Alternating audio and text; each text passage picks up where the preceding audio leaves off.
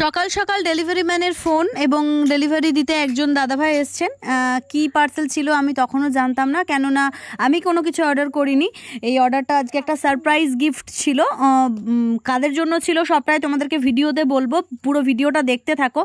কোনো ভিডিও পুরোটা না দেখে তো সব কিছু জানা যায় না। তো ডেলিভারি দাদাভাইয়ের কাছ থেকে আমি আমার পার্সেলটা নিয়ে নিলাম এবং পার্সেলটা নেওয়ার পরে আমি বাড়ি চলে গেলাম। বাড়ি যাওয়ার পরে এই যে দেখছো রেডি হয়ে গেছি, কারণ বিকালবেলা ওই পার্সেলে কি আছে সেটা খুলে দেখা হবে।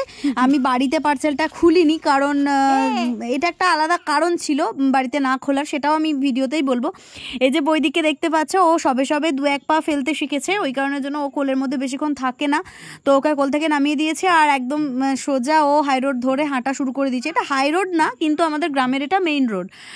তো এই রোড ধরে ও হাঁটা শুরু করে দিয়েছে, কারণ এই রাস্তাটা ও চেনে। প্রত্যেকদিন বিকালবেলা ওকে আমার বাপের বাড়ি নিয়ে যাওয়া হয়। এই যে আমার মা দাঁড়িয়ে রয়েছে, এখানে আমাদের বাড়ি এইটা, এই বাড়িতে আমার জন্ম হয়েছিল। তো এই যে বৈদিক গোটা পাড়া ঘুরে বেড়ায় এইভাবেই।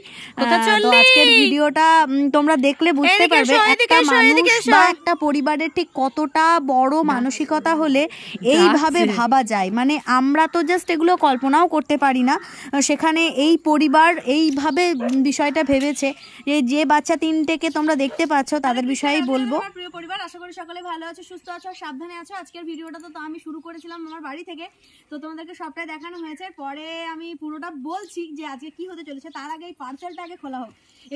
এটা সেই পার্সেল যেটা সকালবেলা আমাদের বাড়িতে একজন ডেলিভারি বয় দিয়ে গেছেন। তো এই পার্সেলটা আমি তোমাদের সকলের সামনে, ঠিক আছে দাদা, এটা আমি তোমাদের সকলের সামনেই খুলছি। আমি বাড়িতে খুলিনি একটাই কারণে, যেহেতু এই পার্সেলটা ওদের জন্য সারপ্রাইজ গিফট ছিল, সেই কারণের জন্য আমি বাড়িতে খুলিনি। যেহেতু এটা ওদের গিফট, তাই ওদের সামনেই খোলা হবে। তো তোমরা দেখতে পাচ্ছ এখানে 3টে স্কুল ব্যাগ আছে। আমি 3টে স্কুল ব্যাগ ভালো করে খুলে দেখিয়ে দেবো। প্রথমে আমি ভেবেছিলাম যে কালারগুলো হয়তো আলাদা আলাদা হবে, সে কারণের জন্য বলেছিলাম ঐশীকে যে ঠিক আছে তুমি ছোট, তাই তোমাকে প্রথমে চয়েস করতে দেবো ছোট বলে। কিন্তু এখানে চয়েস করার কোনো ব্যাপারও নেই। এটা আমারও খুব ভালো লাগলো যে চয়েস করতে হবে না। তো তোমাদের 3 জনের জন্য এই 3টে ব্যাগ প্রতিভা আন্টি পাঠিয়েছে। কারণটাও একবার বলে নিই, একটু কাছে এসো। কারণটা হচ্ছে গত 14ই জুন ছিল প্রতিভার একমাত্র মেয়ে ইপসিতার 3 নম্বরতম জন্মদিন। তো সেই উপলক্ষে আমার গ্রামের প্রায় 100 জন মানুষকে খাওয়ানো হয়েছে, ছোট ছোট বাচ্চাদেরকে পুতুল গিফট করা হয়েছে, ডোরেমন টাইপসের পুতুল। তো সেই পুতুলগুলো গিফট করা হয়েছিল, কিন্তু ওরা পুরো অনুষ্ঠানটায় প্রচুর কাজকর্ম করেছে, খেটেছে, কিন্তু ওরা পুতুল পায়নি। এবং ওদেরকে যখন জিজ্ঞেস করলাম যে পুতুল পাওনি, মানসিক অবস্থা কেমন, তো মানসিক অবস্থা কেমন, তখন ওরা বললো যে ছোটটা পেয়েছে, যেটাতেই আনন্দ, আমাদের কোনো অসুবিধা নেই। তো আজকে এই ব্যাগগুলো পেয়ে তোমাদের কেমন লাগছে? আর কোথায় গিয়েছিল পুটাই, কোথায় গিয়েছিল?